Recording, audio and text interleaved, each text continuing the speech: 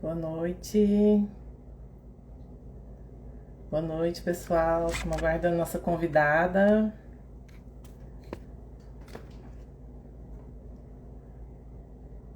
Boa noite.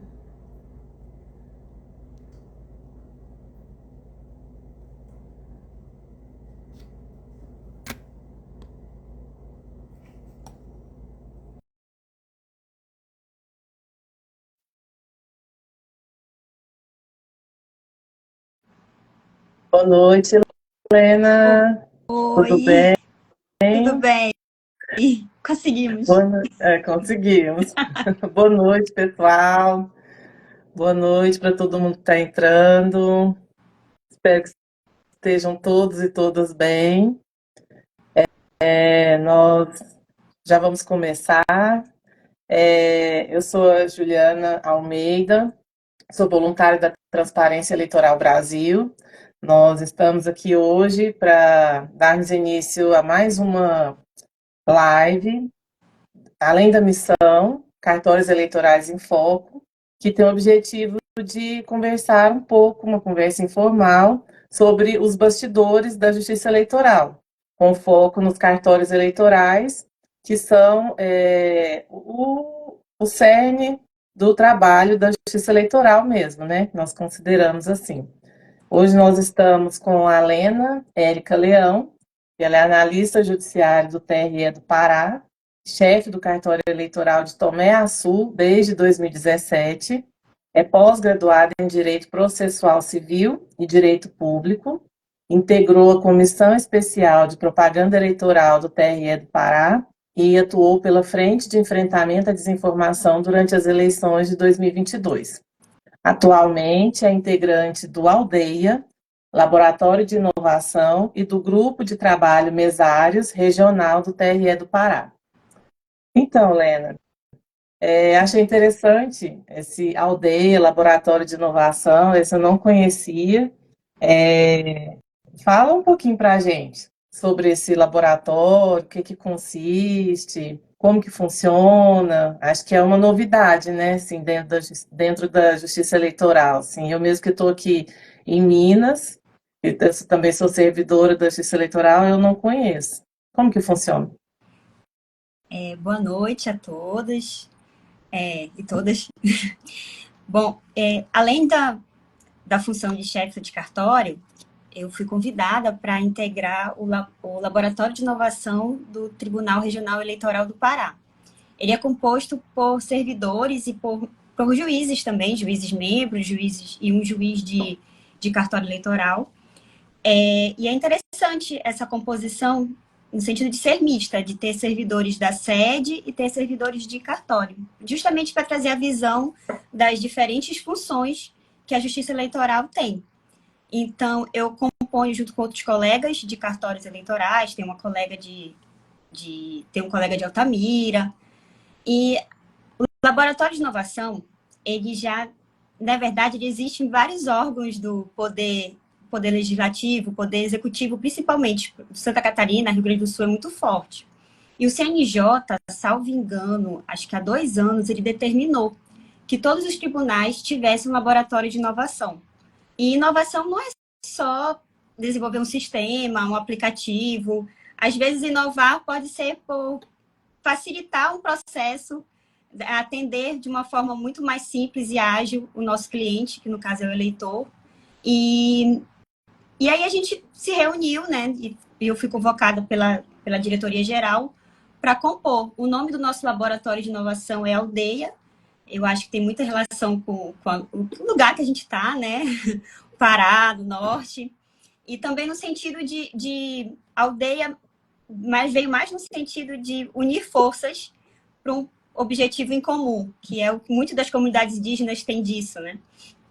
E o laboratório de inovação é uma atividade extracurricular, ela tá totalmente além das funções de cartório, mas é muito prazerosa.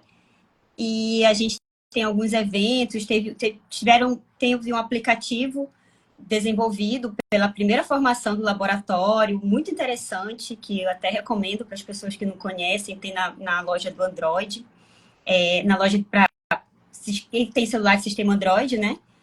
Eu esqueci agora o nome, mas ele é muito didático, é como se tivesse várias fases que o eleitor tivesse que percorrer, e É nesse tipo um tempo ele vai joguinho. aprendendo várias questões e datas e prazos da Justiça Ah, Eleitoral. E uhum. também nós aplicamos umas oficinas sobre design thinking com os, com os chefes de cartório, não só os chefes de cartório, integrantes de cartório eleitoral, e outros membros também do tribunal. Enfim, é buscar metodologias mais modernas que possam tornar mais acessível o nosso serviço, não só para os eleitores, que é o foco, mas também até uma produção interna, até a comunicação interna para melhorar nesse sentido. A última agora novidade do nosso laboratório, que ficou sob a nossa responsabilidade, é a oficina de linguagem simples, que o CNJ também determinou, está lá entre as metas desse ano, que os tribunais têm que aplicar uma linguagem simples nas suas comunicações internas e com o público externo. E no TRE Pará, quem ficou responsável de disseminar isso foi o Laboratório de Inovação. Interessante. É como você disse, vai além da função, né, de organizar eleições, que é o que a visão, assim, que passa, né, da Justiça Eleitoral, que é organizar a eleição e encerra naquilo, né, Sim. às vezes essas outras funções que a Justiça Eleitoral tem e os cartórios também, né?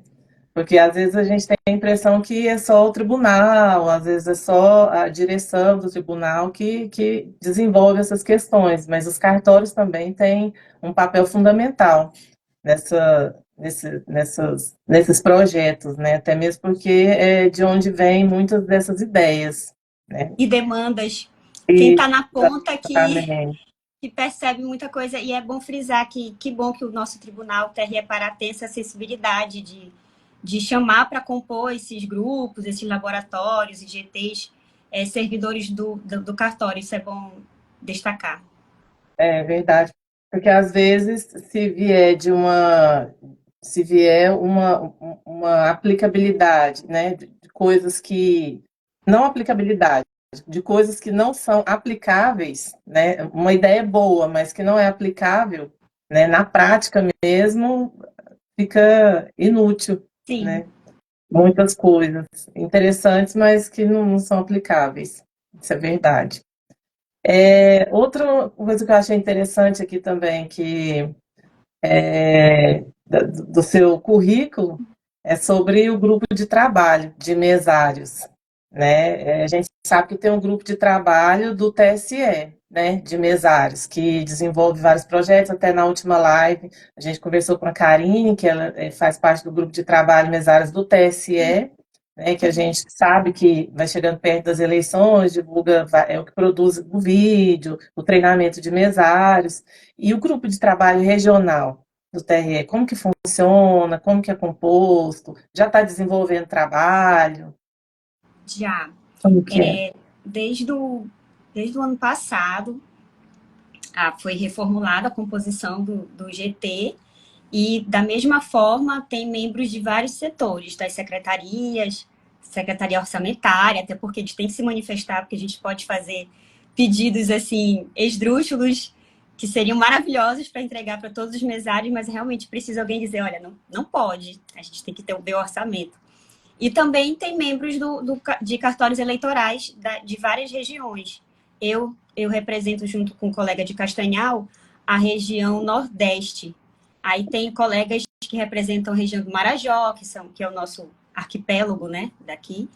E tem colegas que representam a região de Santarém, depois tem a região Sudeste, Sul, para justamente cada um trazer a sua realidade, porque eu posso ter uma facilidade de convocação que o meu colega do Marajó não tem. Ele já tem os mesários ribeirinhos, locais de votações ribeirinhos, eleitores ribeirinhos.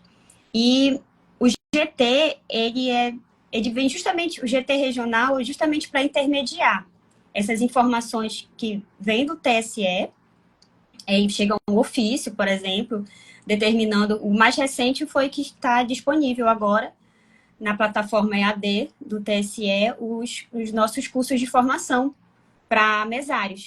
E Uhum. aí, aos poucos, nós vamos ter algumas lives com o pessoal do TSE, e aí, por meio dessa plataforma que vai ser avisado, enfim, eles mandam para a gente, para o TRE Pará, e a gente que é responsável de divulgar. Fora isso, no fechamento de cadastro, uma equipe ficou responsável nos grandes pontos da capital, principalmente, que eram pontos de atendimento, como Mangueirinho, que é um campo de... Não é um campo de futebol, ele é um estádio de poliesportivo, né? Basquete, vôlei e tal. De futebol é o Mangueirão. E aí, lá foi um posto de atendimento e tinha um standzinho só para divulgar a função de mesário, os benefícios de ser mesários e tal, de exercer essa função. E também o grupo é responsável por divulgar junto às instituições de ensino superior. Aí na capital, eles conseguem ir em cada instituição, e agora a gente está numa campanha de fazer isso com os cartórios do interior, porque os convênios, a maioria deles firmados hoje com o TRE Pará, no intuito de possibilitar as horas extracurriculares para os mesários universitários, a maioria das instituições de ensino superior conveniadas são da capital ou de grandes núcleos, Marabá, Altamira, grandes cidades daqui do Pará, né? E a gente está querendo disseminar. Quanto mais convênios firmados, fica muito mais fácil de tornar interessante essa função, justamente para aqueles cartórios dos lugares mais distantes, que tem aquelas Além dos instituições. 2 dias de folga, né? Que o Isso, mesário além dos já. 2 dias de folga por dia trabalhado, né? Uhum. Ainda tem direito à hora extracurricular, que é muito interessante Muito. para quem está concluindo o curso. E entre várias medidas, a gente está nessa ponte, recebe as informações do TSE, divulga para os municípios daqui, fora reforçar a campanha, a gente verifica, por exemplo, a questão do formulário de mesário voluntário, nós fomos rever vários itens assim para se adequar com a realidade, e a gente ajuda nessa divulgação também. Na questão de material de sessão, a gente consultou os cartórios agora para ver, por exemplo, qual é a quantidade que você acha necessária de guia rápido e manual de mesário, porque tem uns que já acham que tem uma quantidade necessária, outros querem um para cada mesário que compõe a mesa receptora de votos, enfim. A gente tenta ouvir muito os cartórios. Isso foi uma das pautas que nas reuniões a gente tenta bater, sabe? No sentido de não só conversar entre o pessoal da reunião e bater o martelo e dizer, gente, bora fazer assim. Eu falei, gente, na dúvida, bora mandar um formulário, não custa nada. A gente manda um formulário do Google, eles preenchem, e o formulário ele gera aqueles relatórios por gráfico, e a gente vai saber a melhor forma de atender o pessoal que organiza a eleição, para não passar um sufoco, e os mesários, que são os nossos maiores parceiros, que sem eles não tem como fazer uma eleição. É verdade. Enquanto você estava falando, eu estava assim, comparando com Minas, né?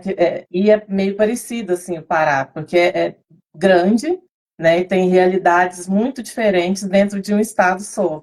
Aqui também é sempre necessário fazer pesquisa, até com relação ao material. Teve um ano aqui que a direção conseguiu um financiamento, um patrocínio para lanche para os mesários, né? Fizeram uma coisa mais linda, assim, uma urninha que vinha com suquinho dentro e tal. Só que veio um material gigantesco, né? A minha zona tinha, o meu cartório tinha local para armazenar, mas tinha cartório que era menor, que estava dentro do fórum, numa salinha pequena, e achou horrível isso, porque não tinha lugar para armazenar, né?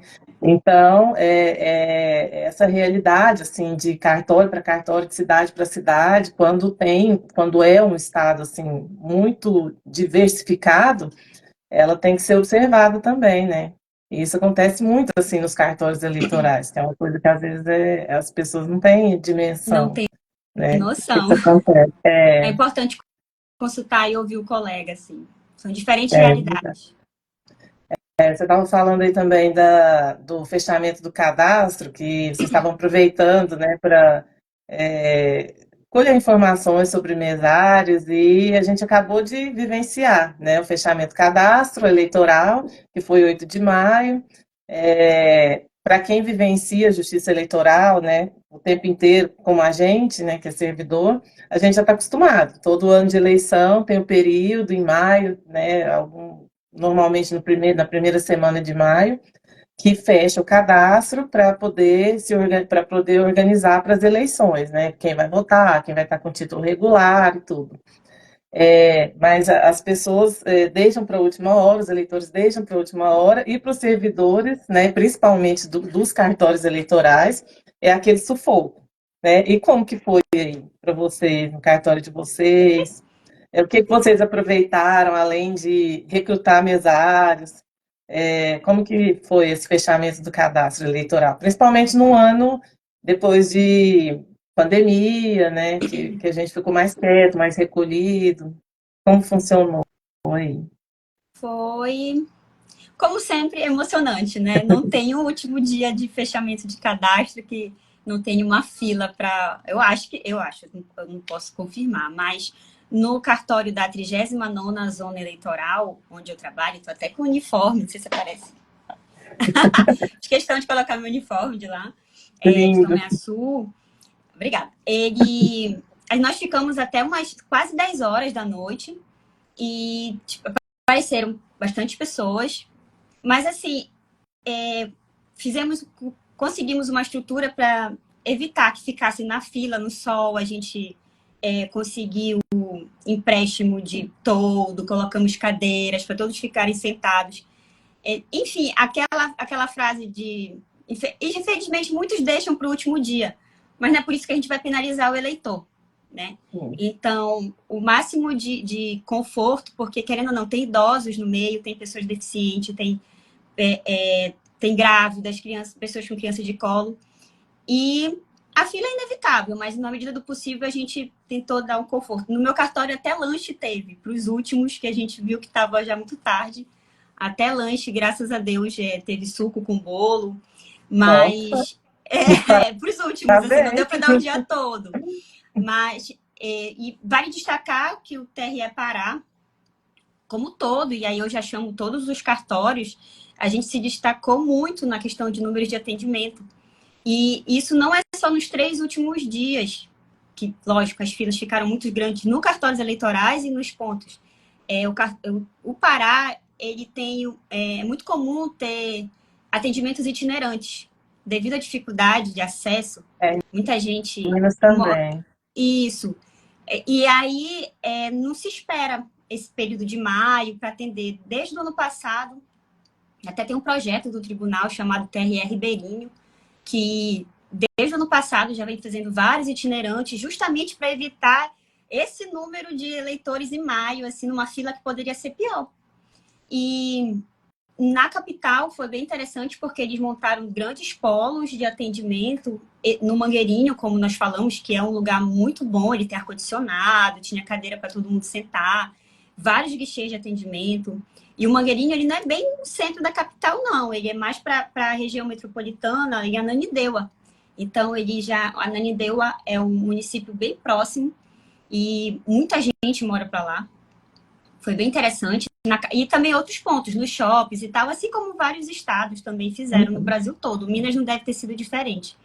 Mas eu acho que o resultado foi bom, foi muito bom. No meu cartório, eu acho que também no TRE Pará, pelo que os colegas comentaram, eu acho que foi cansativo, foi. Mas eu acho que Sempre conseguimos é. atender o máximo possível. E, assim, a gente também tem no TRE Pará o Day After, que é para não cansar muito o eleitor e o servidor, porque se a gente virar madrugada, que nem fazia antigamente, que me contaram, quando eu já cheguei em 2017 no TRE, já não era assim de virar madrugada. Mas me disseram que antigamente chegava a ficar 1, 2 horas da manhã atendendo até o último da fila. E aqui a gente tem a possibilidade de, por exemplo, o meu foi possível. A gente vamos ficar até 9h50 mais ou menos, atendemos o último perguntamos para os eleitores, vocês querem ficar ou querem vir para amanhã? Porque é possível fazer isso, né? O sistema Elo permite. A gente agenda, mas fica com data retroativa a 8 de maio no sistema, o RAI, né? Que é o requerimento de alistamento eleitoral. E aí estava todo mundo tranquilo, até porque estavam comendo bolo, tomando suco. E aí os servidores também, a gente estava de vez em quando lanchando e seguimos. Mas é bom destacar que tem cartórios, tem uma demanda muito maior do que a minha. O meu são 60 mil eleitores, é considerada uma zona intermediária. Mas, por exemplo, eu tenho uma colega uma amiga que é de Cametá, que é um município muito grande, é maior do que o meu, e não tinha como ela atender todo mundo que ela ia virar madrugada. E os servidores iam ficar muito cansados e os eleitores também não iam. Ia ser um atendimento, havia o risco de ser um atendimento de péssima qualidade, porque com sono você ainda ia preencher lá o formulário errado. E ela fez muito bem, ela viu o resíduo, deu 7 horas da noite, ela viu o residual e parcelou direitinho para os 10 dias de atendimento seguintes. E aí isso é muito bom falar também. Ou seja, é muito relativo, vai de cada cartório. É verdade. A gente consegue, planejando, né, que eu acho assim fantástico assim, na justiça eleitoral, que a gente trabalha muito com planejamento, né? Até no fechamento, às vezes dá a impressão que é só na eleição, que está tudo organizado, tudo, mas desde todo o trabalho do cartório eleitoral é muito organizado. Nessa questão do fechamento do cadastro, que tem essa possibilidade de agendar, a gente tem o prazo para agendar, mas também a gente tem que contar com toda essa questão de dividir, porque a gente também tem a quantidade de eleitores e a quantidade de servidores e servidoras para atender esses eleitores, a gente tem a quantidade de kits, não sei como que foram os seus kits, né? Pelo menos na minha zona eleitoral eram kits mais antigos, então demora mais um pouco esse atendimento, os kits mais novos eram mais rápido, então toda essa questão tem que ser feito o cálculo, né? Isso, Mas tudo é calculado, tudo. né? E tudo muito, muito bem organizado, assim. É, É uma questão de logística muito bem trabalhada, né? E não só para a eleição, desde o fechamento do desde cadastro, o fechamento. organização de registro de candidatura, tudo muito calculado, até com pouco recurso, não material, mas principalmente recurso humano, né? Sim, Eu acho assim, que muitas vezes somos guerreiras. a realidade de muitos cartórios, eu acho que no Brasil todo, cartórios com poucos servidores para a demanda de trabalho que o ano eleitoral comporta, apresenta, né?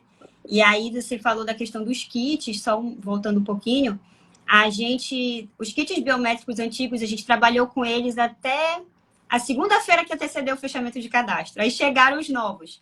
E nós somamos. Então, realmente, conseguimos dar um gás.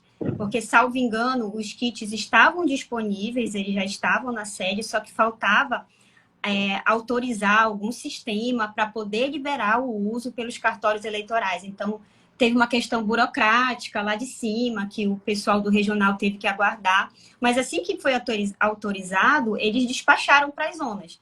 E algumas zonas, assim, de grande porte, por exemplo, Santarém, eu acredito que Marabá, Parauapebas, Altamira, eu acho que receberam logo, até para dar um reforço, né, no atendimento, que a demanda é muito alta. E aí foi possível também mandar para alguns intermediários, como a minha, menores, que estão mais próximos. E toda ajuda é bem-vinda. O kit, mesmo chegando na segunda-feira a gente não reclamou, não. Montamos e bora que na terça já vai ajudar. E, de fato, é mais rápido, sim, né? É tecnologia. Quanto mais novo, Com posso estar falando certeza. besteira, mas eu acho que é melhor. Não, Faz uma sim. diferença, A assim. gente teve também, eu não sei se no Pará foi repassada essa questão, porque em Minas a gente teve uma pressão grande de uma força-tarefa do TSE para coleta biométrica, né? Porque a gente ficou um pouco parado, não sei se, eu acho que no norte essa coleta biométrica ela foi anterior, então eu acho Foi. que a meta de vocês foi atingida antes. Eu acho que aqui no Sudeste a gente ficou um pouco atrasado, porque vocês coletaram antes a biometria e aí a gente foi paulatinamente que foi pegando a biometria. E aí a nossa meta, se não me engano, era em 2019, e aí veio a pandemia.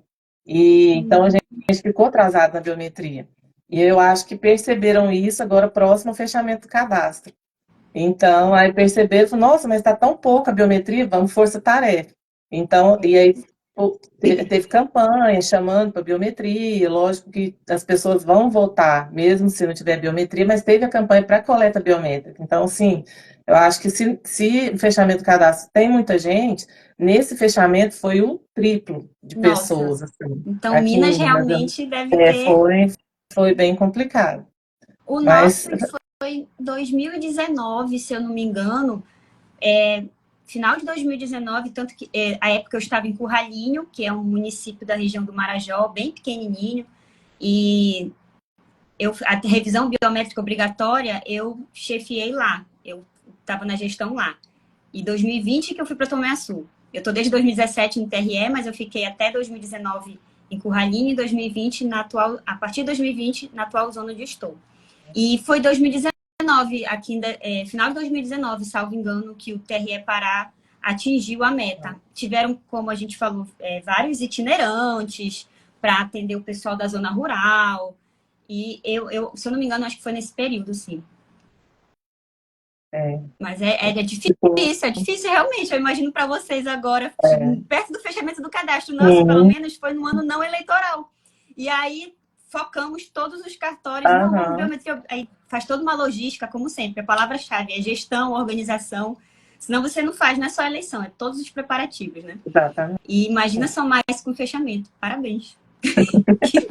Eu imaginei agora o E falando em logística, eu acho assim que a região norte, eu acho que o Pará, principalmente, que é gigante, a gente acompanha assim, né, na eleição, assim, nos jornais, né? Eu nunca tive a oportunidade de trabalhar, mas a gente vê assim a logística de distribuição, de organização da eleição em si, distribuição de urna, de materiais, né, na região norte é bem diferenciada, né? Aqui a gente tem zona rural, tem fazendas, tem estrada de terra, às vezes um pouco complicada. Aqui que eu digo aqui em Minas, né? Que a gente tem essa questão assim de sessões eleitorais em zonas rurais e tudo. Mas eu acho que na região norte, no Pará, tem essa questão da logística. Às vezes precisa de helicópteros, de levar em regiões ribeirinhas com embarcações. Você teve alguma experiência, tem experiência nesse sentido, dessa logística de distribuição, assim? Você saberia dividir com a gente, assim, essa experiência nesse sentido? Sim, a minha primeira zona, Curralinho, lá no Marajó, embora seja uma zona pequena, à época ela tinha 26 mil eleitores. É realmente uma zona assim, tranquila, ela é considerada de pequeno porte, mas a logística dela é mais difícil do que a da minha atual zona, que tá beirando 60 mil, deve ter 59 mil, uma fraçãozinha que eu baixei o relatório do Elo hoje. E aí, assim, no Marajó, nessa cidade, por exemplo, eu só tinha 4 escolas. Eu posso estar equivocada, mas eu tinha 4 escolas na zona urbana, que era o centro da cidade, pequenininho, assim, praça, igreja, prefeitura, cartório, fórum, aquele bem. As ruas assim não eram nem asfaltadas, é bem simplesinho o Rarinho. E isso em 2018, né? 2017, 18, não sei agora. E o resto das escolas, todos, eles eram à beira-rio. Então, a logística tinha que ser entrega e recolhimento de urnas por navio ou por lancha, dependendo do local, né? Ou até por voadeira, a rabeta, não sei se vocês sabem o que é rabeta. Um barquinho Não, bem estreitinho. É um barquinho bem estreitinho que tem um motorzinho no final, assim, é a rabeta, que ele permite acesso a alguns rios mais estreitos, assim. E eu tive essa realidade, foi uma experiência, assim, enriquecedora. Eu não me arrependo jamais de ter passado e por Rally. aí, Eu aprendi os muito. servidores do cartório vão nessa distribuição, Até de né? convocação de mesário eu participei em Curralinho. Eu fui convocar mesário. E foi maravilhoso, porque eu estava no final de semana lá, eu falei, eu quero ajudar na convocação. Até a convocação eu participei. E assim, quando a gente vai fazer a vistoria das escolas, a gente acaba também participando. Na entrega de urnas, eu acho que eu não participei, porque é uma empresa terceirizada que entrega. E que a gente até conversou, que é diferente, né, de Minas. Em Minas é requisição, que você pode até depois falar melhor, mas assim, no Pará há uma contratação, são empresas terceirizadas para entregarem e recolherem as urnas. E Transporte, as o urnas, né? transporte. Mas o Aqui em chefe de Minas cartório, a ele é gente, responsável. aqui em Minas a gente depende dos órgãos públicos, né? Normalmente, geralmente de prefeitura, para esse transporte, para transportar os servidores, né? Para treinamento de mesários quando tem que se deslocar para outras cidades. Geralmente, sim, ainda não tem essa questão. O transporte de urna é só assim, da sede, né, de Belo Horizonte para os cartórios. Aí depois dos cartórios, a logística é feita com os órgãos públicos. Interessante. O nosso, desde do depósito de urnas que fica em Ananindeua, aí vai para o cartório, tudo é uma empresa terceirizada que faz. Aí, quando nós vamos entregar para as escolas, que são locais de votação, lógico que tem que ter o preposto da empresa, ele tem que se reunir com o chefe de cartório, com a chefe de cartório, para definir a melhor logística, até porque a gente conhece a região, o pessoal que vem representando a empresa nem sempre está a par da realidade daquela cidade, mas requisição assim, a gente depende mais, por exemplo, alguns casos, né? Alguns municípios têm veículo próprio, os maiores, e outros, como o meu, não tem. Aí o juiz requisita para uma vistoria de local de votação, para uma convocação de mesário, mas entrega de urna, não. E aí tá. E agora eu estou numa realidade, desde 2020, que é uma cidade de acesso terrestre total. Eu estou a 200 quilômetros de Belém e, como alguns amigos me avacalham, a minha logística é Nutella. Realmente, se comparada a uma logística de Oriximiná, por exemplo, que eu tive uma experiência muito boa também, eu conheci, estive lá um tempo, conversei com os colegas de lá. Nossa, a logística deles é muito difícil. A minha a maioria por asfalto, e eu tenho alguns que são por ramais. Ramais são estradas de chão. E eu fico mais distante, acho que é 1 hora de ramal, de estrada de chão, né? Fora uma parte de asfalto. Bem longe. Então, você acha longe? 1 hora, Acho. você acha longe? Nossa, eu Nossa, eu acho, sou porque Nutella assim, aqui, você acredita? Eu sou considerada Nutella, aqui pelo porque... menos, aqui na minha zona, se a gente tiver algum defeito em urna, a gente se desloca, né, da sede ou do município para, a gente deixa um ponto, né, de apoio do cartório no município. Mas se estiver na zona rural, a gente tem que deslocar do município para a zona rural. Então, quando é longe assim, o servidor sair, não fica um servidor em cada sessão, cada local de votação, a gente não tem condições, né? E nem assim nomeado, né? Porque não é toda pessoa que a gente consegue nomear que tem o conhecimento suficiente para representar servidor do cartório.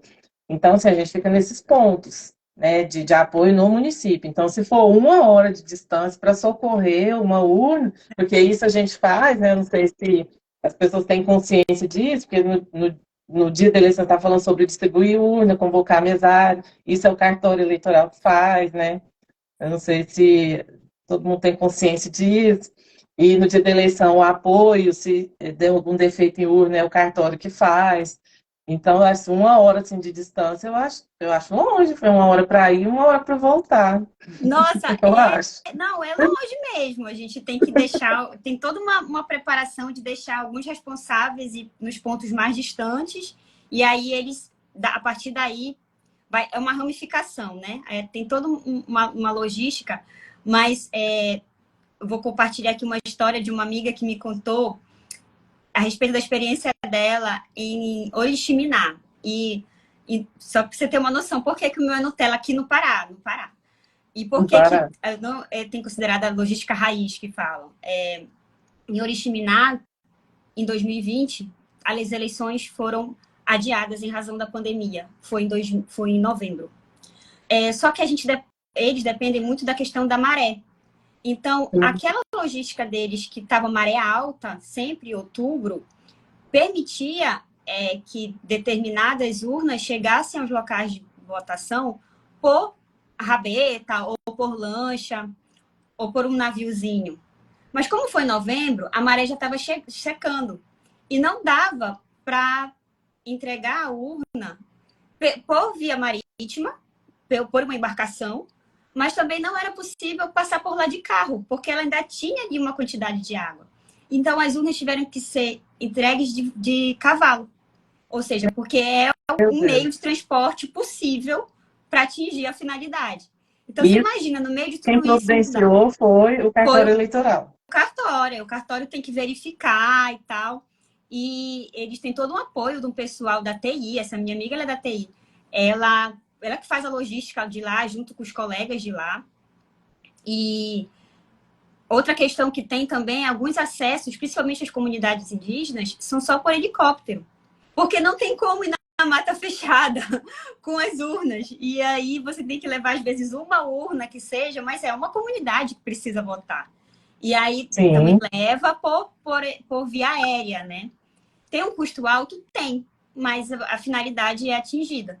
Então, a realidade do Pará é muito difícil de logística mesmo, e eu concordo aqui, falo com todo mundo que realmente a minha no Pará, ela é meio Nutella. não, Mas tá tudo eu bem, não tô concordei também. procurando muita confusão pro meu lado, não. Tá tudo bem. Se asfaltarem todos os meus ramais, eu vou ficar mais feliz ainda. Melhor ainda, né? Melhor ainda, não quero disputar quem tá com mais dor de cabeça, não, já basta. A gente já tem muita dor de cabeça nas eleições. Muito. Hoje eu tô com 189 sessões e 48 locais de votação.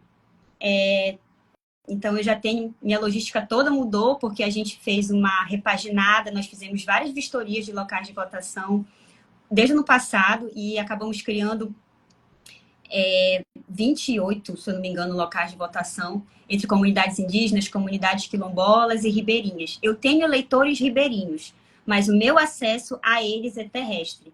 Eles que se locomovem pelo rio para votar numa escola beira-rio. Diferente de Curralinho, que o total acesso era marítimo. E a realidade da logística é essa. Muitas vezes os próprios eleitores preferem, né, se deslocar. A verdade é essa, assim. Tem muitos casos. Eu participei de uma oficina da Escola Judiciária sobre inclusão, diversidade, e aí alguns colegas de vários TREs deram depoimento de experiências, né, com comunidades diversas, né, de comunidades indígenas, é, principalmente indígenas, quilombolas, e aí estavam tentando montar sessões nos locais deles. Né? E aí chegaram, já foram providenciando e fazendo palestras nos locais. Só que quando eles resolveram exercitar a escuta com essas comunidades, eles perceberam que eles preferiam que as sessões, por exemplo, fossem montadas em outros locais, porque eles sofriam, nos locais deles, no ambiente deles, eles sofriam pressão, às vezes. Nesse caso específico, né, que esse colega, por exemplo, relatou. Então, não sei se foi o caso, se é o caso desses eleitores, né? Mas às vezes tem casos que os eleitores preferem se deslocar. Eu fico imaginando a questão do preso, né, também provisório, que tem a votação a eleição nas, nas, nas prisões, não sei como é que funciona muito bem. Aqui a gente tem um presídio, a gente vai montar a primeira vez a sessão no presídio, mas é bem interessante essas questões, né? A gente exercitar a escuta. Você está falando aí, eu pensei. E tudo isso a gente que tem que planejar a logística, e a gente que vai lá e monta a sessão e Sim. nomeia mesários, né? Em Tomé Açu a gente tem um centro de recuperação, um presídio, e só que ele é um dos menores do Pará. Aí o tribunal ele mandou um ofício consultando os juízes sobre a possibilidade de instalar uma sessão. E todo ano eleitoral é assim. Aí o juiz oficiou ao representante do Diretor. centro de recuperação daqui, o diretor, e ele fez um levantamento junto com o assistente social, só que tinham poucos presos provisórios, e eles foram consultados sobre o interesse de votar Isso no presídio. é importante, né? E aí, muitos não quiseram e não atingiu o número mínimo para se instalar uma sessão especial. Aí, por isso que aí a gente se manifestou, juntou o relatório técnico, né, por sinal, e por causa disso, Tomiaçu não haverá. Até porque não compensa. No final das contas, ficariam menos de 20, assim. Mas Que outros também, eu não sei presídios muito se é grandes. geral o mínimo de 20, né? Eu não sei, que também é 20 que informaram.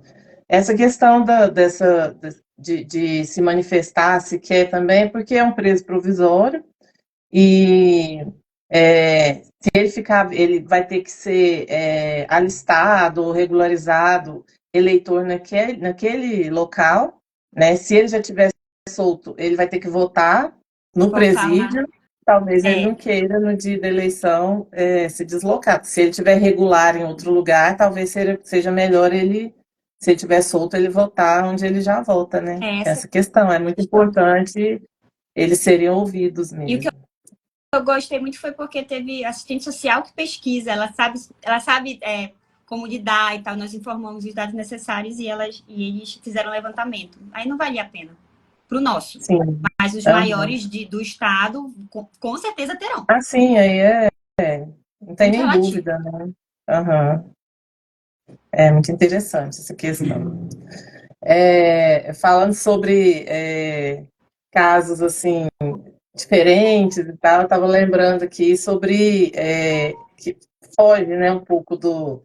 Foge não, na verdade faz parte do nosso trabalho, que é a eleição, mas a gente um pouco um exercício a mais que a gente faz, que é a eleição suplementar, e que está cada vez mais comum, né? Você já passou por alguma? Eu aqui já fiz 4 Nossa, eleição eu só suplementar, que é passei por. aquela eleição fora de época, né? Eleição que quando há uma cassação do eleito, da eleita, e aí é necessário que seja realizada uma outra eleição. Que eu já passei por 4, nós temos 4 municípios, tínhamos, né? Tínhamos 4 municípios, já passei por 4. E você já passou por alguma? Como é que foi? Por uma, infelizmente, por uma em 2021, depois de uma eleição municipal peculiar, devido à pandemia, em todo o Brasil teve que se adaptar a organizar uma eleição com certos cuidados e cautelas. Em 2021, foi determinado. O nosso foi em razão de uma AIC, uma decisão de uma ação, de uma impugnação de registro de candidatura. Então, nem chegou a ser diplomado o prefeito. Em 1º de janeiro, o presidente da Câmara já assumiu.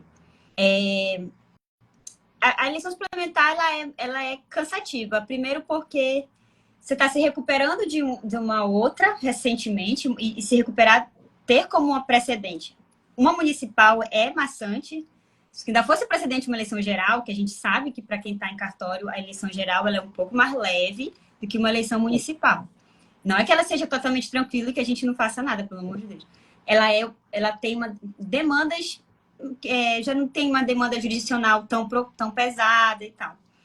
E em 2021 eu estive à frente de uma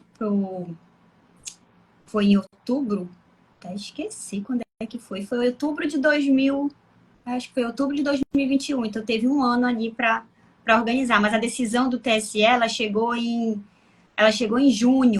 Então a gente teve julho, agosto e setembro. É mais Acho que foi isso. curto, né, o período. O período é mais curto e por isso que é cansativo, porque é muito intenso.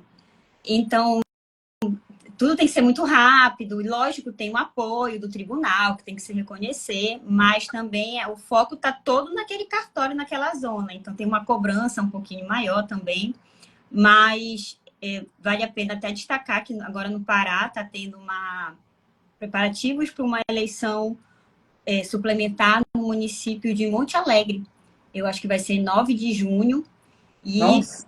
tenso, porque o meu, pelo menos no meu cartório, na minha zona, foi um ano não eleitoral e a gente teve uma uma eleição suplementar. No mesmo ano também teve no município de Goianésia, da zona 103 daqui. Primeiro foi Goianésia, depois foi a nossa. Então, os colegas passaram pelo mesmo sufoco que Tomé-Açu. Mas essa colega de Monte Alegre, eu acho que o dela está bem mais tenso, porque ela tem um período bem menor que o nosso para preparar, e é um período de eleição municipal. Então, ela estava já... Muita coisa ela vai poder aproveitar, lógico, o fechamento de cadastro, a vistoria das escolas, eu acredito nisso. Exato. Mas, querendo né? ou não, não chega de ser... É um trabalho muito maçante. E aí eles vão... Isso foi devido a uma reforma da legislação, que se cassado o prefeito 6 meses antes do fim do mandato, necessariamente tem que realizar novas eleições suplementares. E a decisão do TSE dela chegou, assim, quase perto do final desse prazo. E ela vai ter que ela tá à frente. Por sinal, força pro pessoal de Monte Alegre. E para quem tá apoiando lá, eu tenho amigas que estão lá, Tani, Tamara, força para vocês. Força. Sem contar que deve ter uma pressão imensa, né, da população local, dos candidatos e candidatas, né, não sei se há candidato e candidata, mas deve estar uma pressão forte, né? Sim, já tem impugnação. Eleição extemporânea, sim. Já tem impugnação. Pois Teve até um caso bem interessante, e eu posso falar porque é público no processo. Sim. E a questão da janela partidária, que o calendário de uma eleição suplementar é totalmente reduzido, ele é peculiar. E aí, salvo engano, eu estava ontem conversando com o pessoal da Secretaria Judiciária, esse caso chegou lá, uma ação de impugnação a um dos registros, né, dos candidatos, porque dia 6 de abril, que é o último dia, veja bem, 6 de abril é o último dia para você estar afiliado no nossa eleição municipal, tendo como parâmetro 6 de outubro. E aí houve esse questionamento. Na janela partidária da eleição municipal, parece que ele não estava ele não tinha o período mínimo exigido, né? Enfim, é muito tenso, como você falou. É muita coisa para se pensar, muita coisa técnica e tal. No meu também teve. No seu também deve ter tido. Não passa rápido. Todo mundo pensa, é tão rápido, ninguém vai impugnar. É uma eleição autônoma, né? É uma eleição separada. É uma eleição, né? Não é nada rápido. Tudo que uma eleição normal tem, ela tem. Ela tem. Convocação de mesário, treinamento de mesário, tudo. Registro de candidatura, tudo. Tudo. Registro, propaganda, representação por propaganda irregular, muitas. Ninguém perdoa, não. Fica a mesma disputa política. Não, minha força para quem todos nós passamos por uma suplementar. É verdade. Mas a gente cresce também, experiência, né? Cresce. É bom que a gente faz uma eleição atrás da outra e aí vai consolidando. Isso. Então, nós tivemos eleição em nós e os colegas de Goianésia, por exemplo, tivemos eleição em 2020, 2021, aí a geral em 2022, só em 2023 que não tivemos eleição. Então, agora 2024 é municipal. E há uma coisa interessante a se falar em relação ao município onde eu trabalho, que em 2016, eleição municipal, 2017 também teve uma eleição suplementar. E aí, 2018 tiveram eleição, 2019 não, 2020 municipal, 2021 de novo uma suplementar. Então, o meu município é conhecido por ter várias eleições suplementares depois, assim. Dizem que teve outra antes, mas eu desconheço. E alguns colegas até brincam. E aí, Helena, tudo certo para suplementar do ano que vem? Eu falei, Deus o livre, eu bato na madeira. Não, esse tipo de brincadeira vai dar tudo certo, se Deus quiser.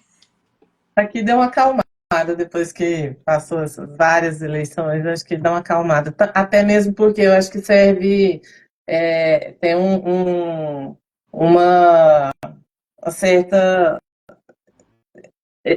As pessoas ficam mais espertas. Tem um certo ensinamento aí, é meio didático. Esse tanto de captação, né? Vão entendendo o que pode, o que não pode. Até os próprios candidatos e eleitores vão entendendo um pouco de processo eleitoral nesse processo. Assim. Não vou cometer mais o mesmo erro. Não, aquele ano não funcionou, acho que a norma serve como aprendizado. Tudo serve de aprendizado. aqui acaba prejudicando o meu candidato, eu como eleitor, eleitora. Tem essa questão didática também, que é bem interessante, ajuda até na cidadania, eu Sim, acho. sim. É, a gente também estava falando sobre todo esse processo, né, de tudo que a gente passa para chegar, culminar no dia da eleição, e a gente passou pelo fechamento de cadastro, pelos mesários, e agora a gente começa outros processos, né? E que dá a impressão que é assim, agora começa, passou, fechamento de cadastro, agora vem os mesários, depois vem propaganda, vem convenção, é assim? Você está tranquila? É como Está se funcionando tudo fosse, né? bem? Vem registro de candidatura?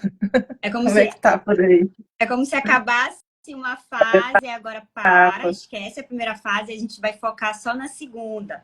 Não, não Sim, é assim. O que nos espera, na verdade, é uma coincidência de várias etapas. E aí, de várias etapas do processo, né?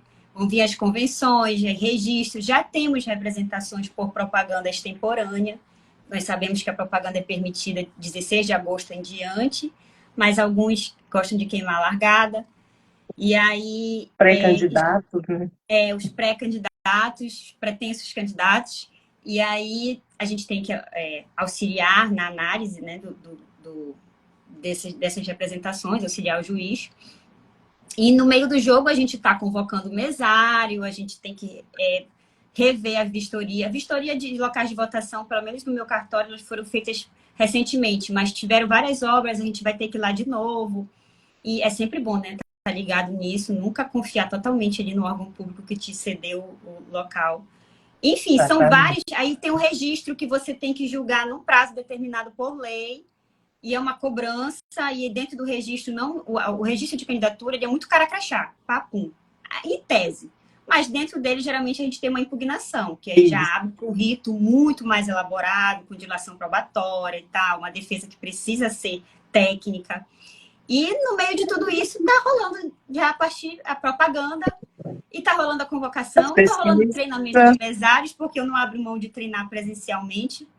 Eu sei que tem a plataforma do TSE, EAD, eu sei que tem um aplicativo, mas a minha zona permite isso. Então, como a gente sempre falou, é muito relativo e tal, cada um sim, sabe a sua demanda, mas eu gosto de treinar presencialmente. E quem dera, né, se fosse esse mundo de Bob, que é, agora eu vou fazer registro, para, congela, eu vou fazer propaganda, para, não, não é. E a gente toca num assunto muito interessante, que é uma imagem que nós conversamos, que a gente tem um triângulo, né, como se fosse um iceberg, e no dia da eleição todo mundo só vê a ponta do iceberg, que é a sessão montadinha, com os é mesários verdade, ali, e todo mundo reclamando da fila, reclamando da situação da escola, e ninguém vê o trabalho todo que teve por trás. E toda exatamente. aquela dedicação que o pessoal da Justiça Eleitoral como um todo, não só os cartórios eleitorais, a gente também puxa o pessoal da administração, pessoal da tecnologia e informação, o pessoal da administração, do orçamento e finanças, tudo, todos juntos. Então, é muito forte essa imagem de que todo mundo só vê a ponta do iceberg, fui lá, registrei meu voto e eles não fazem nada, eles só vão trabalhar daqui a 2 anos. E não sabem todo o esforço que tem aí Exatamente. embaixo. E a Exatamente. coincidência de tarefas, que é isso que a gente está falando, né? Isso. Que é bem complicado, né? Que é bem Exaustivo. desgastante, muito desgastante. Até aquela caneta que o mesário está utilizando, ela é contada, ela é testada, né, para ver se está funcionando. Que vem, por exemplo, de um setor do tribunal. Só que a gente tem que ter certeza que ela está funcionando. Isso é o cartório que faz, né? Sim, O treinamento tudo. de pessoas que vão trabalhar com urna também é feito pelo cartório, né? A Transparência Eleitoral trabalha com missão de observação eleitoral. A Sim, recepção dos observadores e observadoras também é feito pelo cartório eleitoral. sim. Então, assim, é muito trabalho, assim, muito trabalho muito diversificado, né? Que Vai não é desde a só no análise dia da dos eleição. processos, tudo, a análise dos processos, treinamento de mesários, verificação de materiais, verificação do local, a logística de entrega e recolhimento da urna. Ainda tem a questão de ponto de transmissão, porque alguns transmitem o resultado só do cartório, mas no Pará a gente tem dificuldade de acesso, então tem muitos pontos de transmissões nos locais, eu acho que no país todo, que Minas facilita até também. para dar o resultado mais rápido, né? A Justiça Uhum. Eleitoral é a mais informatizada do país, por que não usar dessa tecnologia, né, a nosso favor e também para dar o resultado mais rápido para os eleitores que estão esperando, né? E não acaba aí. Aí todo mundo pensa, primeiro turno, segundo turno, acabou. Agora vocês só vão recolher e arrumar a casa. Não, a gente tem que organizar a diplomação dos eleitos, a diplomação necessariamente até 19 de dezembro. E nesse meio tempo a gente tem que julgar, a gente não, o juiz tem que julgar as contas dos eleitos. Houve uma exceção em 2020 em razão da pandemia, né, que puderam ser julgadas depois da diplomação, mas a regra é que julgar antes as contas dos eleitos. E depois a gente fica com todos aqueles processos, AM, AIGES, impugnações, RSED e as prestações de contas dos não eleitos e dos partidos, né? Exatamente. Então, é muita coisa. A gente tem também instrução da polícia, Tem né? Que a gente reunião com o trabalha com a pessoal de polícia, segurança, polícia civil, polícia exército, militar, instrução, muitas zonas, né? Eu acho que pelo menos a maioria, assim, que eu convivo, que eu já conversei, instrução dos candidatos e candidatas, dos advogados, dos escritórios de advocacia, dos contadores, né, que trabalham com prestação de contas, tudo isso também é o cartório que faz, né? é Porque eu acho que facilita o trabalho, né?